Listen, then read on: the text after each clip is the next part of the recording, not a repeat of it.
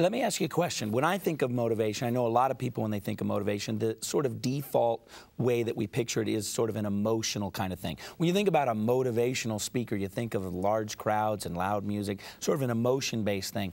Can you tell us how it's both emotion, but it's also reason and has to do with the cognitive mind? How does that fit both sides of motivation?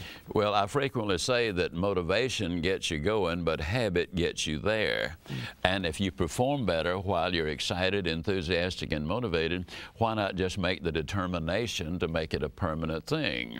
Well, hope is the foundational quality of all change, but encouragement is the fuel on which hope runs. Now, where do you get the encouragement? Good books. You can learn in an automobile university, and that's one of my favorite examples right there.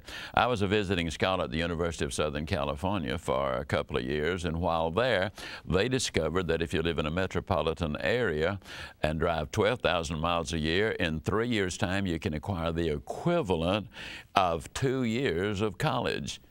And the good news is you can choose the curriculum. Now, what I've built a career on is teaching people things that are not generally taught in formal education. And I always throw in, we gave our children all of the college they were willing to accept. But there were things they do not teach. They don't teach you, for example, how to stay motivated, how to get up when you've been knocked down, how to build a winning attitude, how do you build winning relationships. There are a lot of things they simply do not teach. Yeah. So motivation is an attitude that we apply to ourselves. It's something we choose to have, right? Yeah, and we choose to feed it every day. I've read an average of over 3 hours a day, for example, for over 35 years. I read good books, read my Bible every day, read the paper every day, and that way I know what both sides are up to. So attitude, what are some of the key attitudes that we need to apply to our lives?